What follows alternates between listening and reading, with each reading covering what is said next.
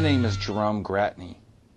I'm a new media instructional specialist, and I work with many students on digital storytelling projects.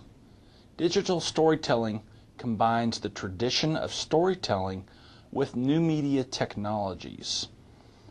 What we're going to look at today in this lesson is how to use iMovie for digital storytelling. There are many types of software packages that you can use for video editing. On the Apple computer, iMovie comes loaded with it, much the way that Windows Movie Maker comes loaded with Windows.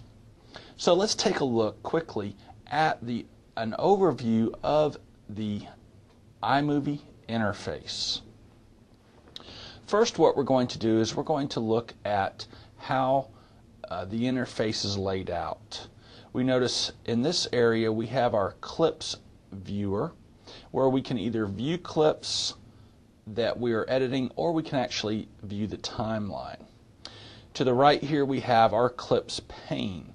If we were to import video from a video camera, these are where the clips would populate.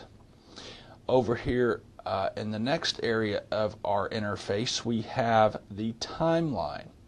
The timeline can be looked at in two ways, either the clips viewer or actually in the timeline viewer. If we use the timeline viewer, we actually are able to see our audio clip as well as our video clip.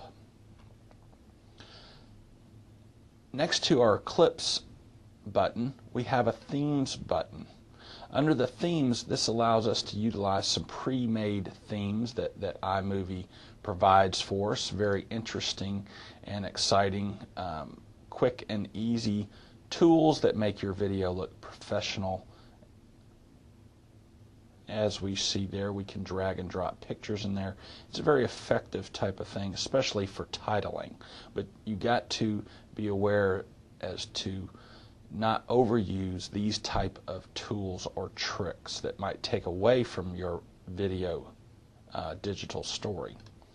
Under our media button,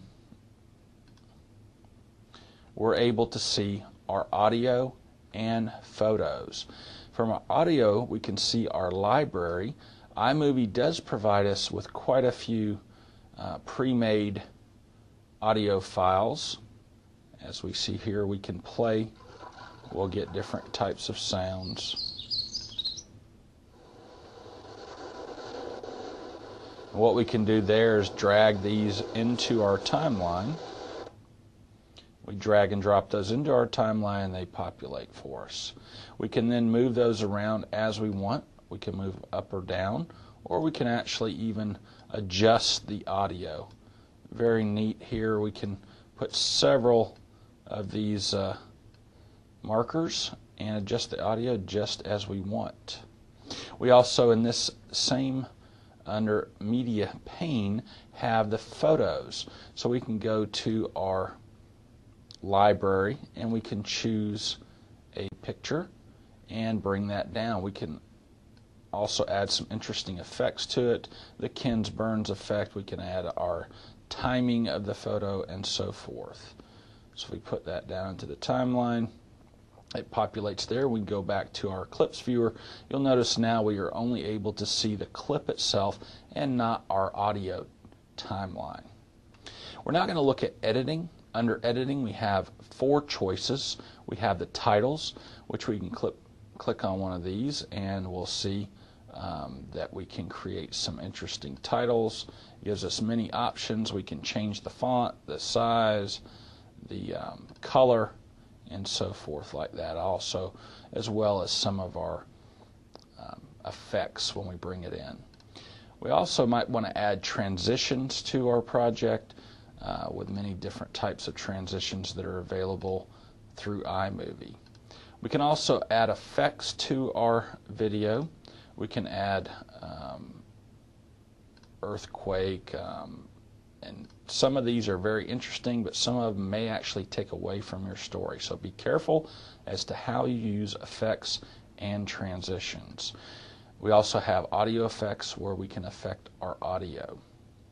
Under chapters, what this button is for is that to be used along with iDVD. So for example, if we were going to make this into a DVD, we would use chapters, and we would put chapter points. So when we went to iDVD, we could program those in.